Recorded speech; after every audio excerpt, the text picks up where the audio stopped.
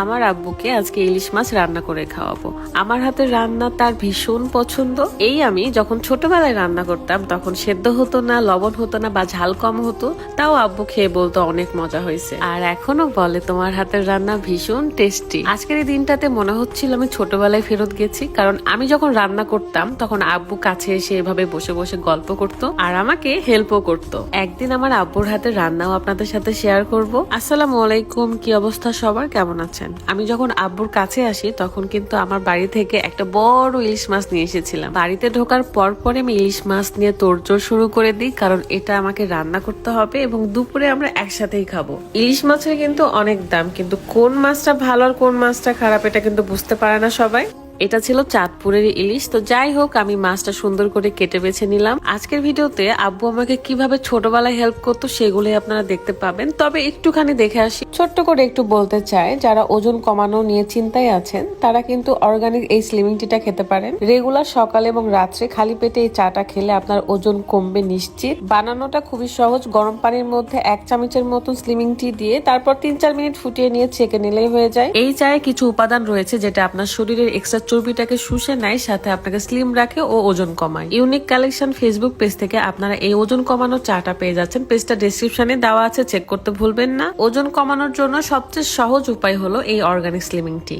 চলেন দেখা যাক কিভাবে এই ইলিশ মাছটা আজকে রান্না করব। আমি প্রথমে ভেবেছিলাম সরিষা দিয়ে ইলিশ মাছটা ভালো করে ভুনা করব, বাট আব্বু বলে এটা যদি কচু, বেগুন, আলু দিয়ে রান্না করা হয় তাহলে অনেক ভালো লাগবে। বিশ্বাস করেন, কচুর কথা শুনে আমি লোভে পড়ে গেছি, কারণ ভীষণ পছন্দ আমার। যদিও বা হুট করে এসেছি, বাড়িতে যা যা ছিল সেটা দিয়ে রান্না করব। নরমালি ইলিশ মাছ পেলে আমরা বিভিন্ন ধরনের স্পেশাল ভাবে রান্না করার চেষ্টা করি। ইলিশের পাতুরি কিংবা সরিষা ইলিশ এসব রান্না করা হয়, কিন্তু কখনো কি কচু বেগুন দিয়ে খেয়ে দেখেছেন? আজকে আমি সেটাই করব। তো মশলা ছিল না, মশলা কই থেকে থাকবে বলেন? আমার আব্বু তো আর মশলা দিয়ে রান্না বান্না করে না। তো মশলা করতে গিয়ে আমি জিরা খুঁজে পাচ্ছিলাম না, পরে আব্বু জিরা খুঁজে এনে আমাকে দেয়। নরমালি আব্বু শর্টকাট রান্না করে, যেমন একটা মুরগি কিনে নিয়ে এসে গোটা মুরগি রান্না করে কিংবা মাছ রান্না করে। তরকারিতে কেনা মশলা বা প্যাকেটের মশলাগুলোই আব্বু ব্যবহার করে। তারপরে আমি ভাবলাম যে ইলিশ মাছের 2টা পিস যদি ভাজি করা হয় তাহলে কেমন হয়, কারণ ইলিশ মাছ মানে হচ্ছে ভাজা। রান্না করছিলাম আর আব্বুর সাথে গল্প করছিলাম। আমি এরকমই, যখন আব্বুর কাছে যাই তখন অনেক কথা জমে থাকে, সেগুলো সব শেয়ার করি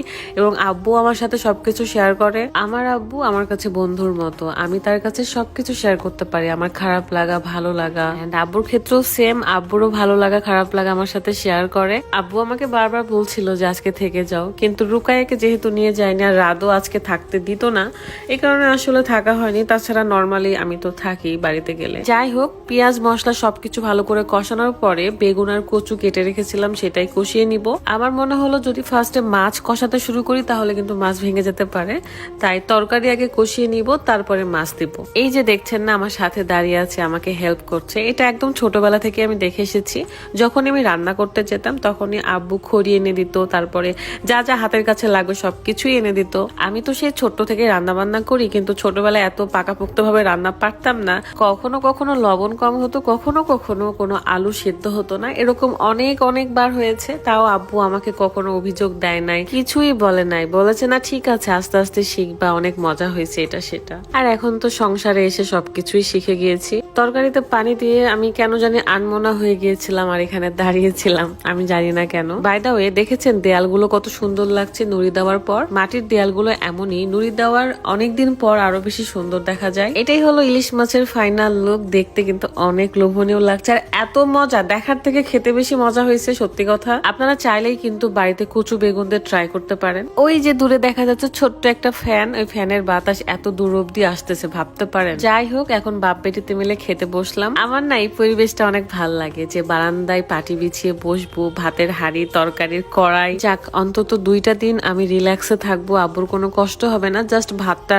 রান্না করতে হবে আব্বুর। এই মাছের তরকারি এবং গরুর ভুড়ি দিয়ে 2 দিন চলে যাবে, তারপর আবারও আব্বুর একা একা এভাবে রান্না করতে হবে। তবে আমি চেষ্টা করবো 7 দিন অন্তর অন্তর একবার করে যে অনেকগুলো তরকারি রান্না করে দিয়ে আসবো। আমি যখন বলি যে আমার খুব খারাপ লাগে আব্বু, আপনি এভাবে একা থেকেন না, চলে আসেন রাজশাহীতে, আমার বাড়িতে চলেন, শ্বশুর বাড়িতে, তখন সে বলে না আমি একাই ভালো আছি, আমার একা একা রান্না করতে তো ভালোই লাগে, আবার তুমি যখন আসো তো এভাবেই জীবন কেটে যায়। এই তো এভাবেই চলছে জীবন। মানুষের আসলে সুখের জন্য বেশি কিছু লাগে না, মনের শান্তিটা থাকলেই আসলে সুখ পাওয়া যায়। এই তো সন্ধ্যার আগ দিয়ে বের হয়ে গেলাম, চলে যেতে হবে আমার শ্বশুর বাড়ি। ভালো থাকবেন সবাই, আমার আব্বুর জন্য অনেক অনেক দোয়া করবেন যাতে সে সবসময় ভালো থাকে। দেখা হয়ে যাবে নেক্সট ভিডিওতে। ভালো থাকবেন, আল্লাহ হাফেজ, আসসালামু আলাইকুম।